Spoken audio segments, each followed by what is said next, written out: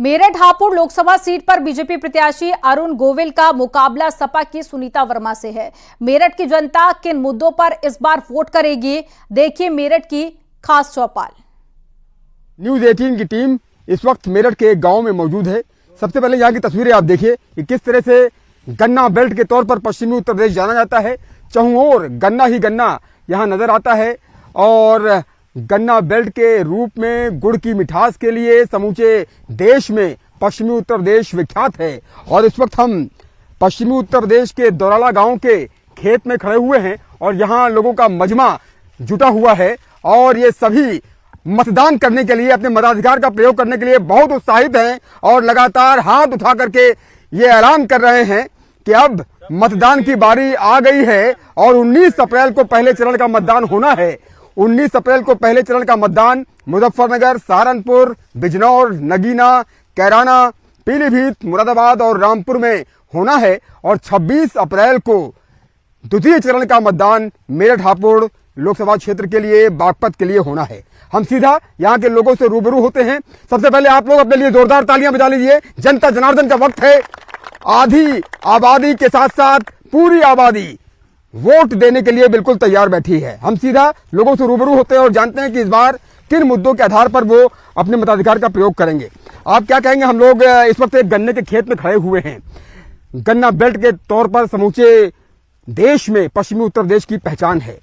इस बार का सबसे अहम मुद्दा क्या है और किन मुद्दों के आधार पर इस बार अपने मताधिकार का प्रयोग आप लोग करने जा रहे हैं? देखिए, जो अपना भाजपा के जो लोग हैं वो तो अपना बहुत उन पे मुद्दे हैं जिसके लिए मांग रहे हैं। विपक्ष के पास कोई मुद्दा नहीं है। उनके बाद तो ये है कि किसानों को सहायता राशि मिल रही है, उनका 12 का बिल फ्री कर दिया गया, जो अपना बिजली की, सड़क की सभी सुविधाएं हैं वो सब मिल रही हैं। तो हमें विपक्ष के पास कोई ऐसा मुद्दा नहीं है। वो जाति बिरादरी में लोगों को बांटने का काम सोच रहे हैं, पर ऐसा होने वाला नहीं है क्योंकि मोदी जी के सब चाह रहे हैं कि सब अपना जाति बिरादरी में नहीं बटेंगे। एकजुट होकर सब लोग लगे हुए हैं। मोदी योगी जी के लिए सब वोट करेंगे। मोदी योगी के लिए वोट करेंगे और यहाँ नारा भी लगता हुआ नजर आ रहा है। अब की बार मोदी सरकार का नारा यहाँ बुलंद हो रहा है। बाबूजी, आप क्या कहेंगे? आपने कई चुनाव देखे होंगे और 2024 का चुनाव किन मायनों में खास है? कानून व्यवस्था कितना बड़ा मसला है, खेती किसानी कितना बड़ा मसला है और रालोद के एनडीए में शामिल होने के बाद कितना बड़ा प्रभाव आप पश्चिमी उत्तर प्रदेश की अलग अलग लोकसभा सीटों में देखते हैं? हमें तो ये लगा जी मोदी बहुत बहादुर हैगा। 5 साल के लिए अब अनाज को फ्री कर दिया जी। अच्छा, हाँ, हम तो खुश है। रहा है उससे बहुत खुश है। बहुत खुश है पब्लिक। अच्छा, हाँ जी, बहुत विकास करा है। कानून व्यवस्था कैसी है? कानून व्यवस्था का क्या हाल है? बोल लो जी, प्रमुख साहब बोल देंगे। आप ये बताइए, क्या कहेंगे, क्या क्या प्रमुख मुद्दे इस बार राजनीतिक फिजाओं में तैर रहे हैं और जिस तरह से मायावती की भी मौजूदगी पश्चिमी उत्तर प्रदेश की धरती पर है, अखिलेश यादव भी यहाँ लगातार अलग अलग लोकसभा सीटों पर चुनाव प्रचार कर रहे हैं।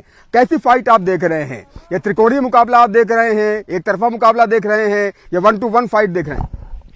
मुकाबला कहीं यहाँ किसी से नहीं है, क्योंकि जो योगी जी का कार्यकाल रहा, मोदी जी का कार्यकाल रहा, कानून व्यवस्था बहुत बेहतर रही, अच्छे वातावरण में सब लोग जिए। सब लोगों ने एक मन बना लिया है कि जाति धर्म से ऊपर उठ गए और राष्ट्र निर्माण के लिए बीजेपी को वोट करेंगे, क्योंकि लोकल चुनाव के मुद्दे में बिरादरीवाद बाद में, सबसे पहले देश है, राष्ट्र है अपना, उसके लिए सब लोग मतदान करेंगे। मुद्दा जो है वो कानून व्यवस्था है, बहुत ही अच्छी कानून व्यवस्था है। और दूसरा मुद्दा ये है कि जयंत चौधरी जी भी अब इसमें शामिल हो गए हैं, पार्टी में गठबंधन में चुनाव लड़ रहे हैं, तो बहुत ही अच्छा चुनाव जीतेगी बीजेपी। मुजफ्फरनगर का पता हमें, यहाँ से संजीव बालियान भारी मतों से चुनाव जीतेंगे।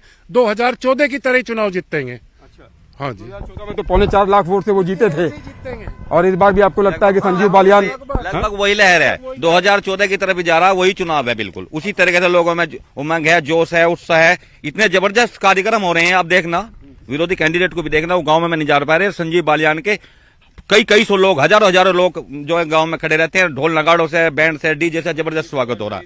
एक तरफ से जो है पूरा वो चल रहा है पूरा। अच्छा, सुनीता वर्मा आपके गांव के ये बता रहे हैं? जी, हमारे गांव के, लेकिन वो मेरठ से चुनाव लड़ रहे हैं। हमारा गांव मुजफ्फरनगर लोकसभा में आता है। आपका गांव मुजफ्फरनगर लोकसभा क्षेत्र में आता है। आप लोग भी आगे आ जाइए, युवाओं से बात करेंगे। बाबूजी, आप भी आगे आइए। जी, क्या कहना चाहते हैं, बताइए। चाहे अब कभी मोदी जो है प्रधानमंत्री होगा, देश का प्रधानमंत्री। हाँ, आपकी दुआ है, प्रार्थना है, आशीर्वाद है। क्या कहेंगे, बताइए। हम जो है मोदी जी के बहुत आभारी हैं उन्होंने स्वर्गीय यही रहेगी 400 की गारंटी मोदी जी की पक्की गारंटी मान लेना। अब की बार 400 पार का नारा यहाँ बुलंद हो रहा है। 18 भी आपसे यही अपील करता है कि आप अपने मताधिकार का प्रयोग अवश्य कीजिए, अपनी ताकत का एहसास कराइए और अच्छी सरकार, देश की सरकार चुनिए। कैमरा पर्सन अभिषेक शर्मा के साथ उमेश श्रीवास्तव, न्यूज 18 मेरठ।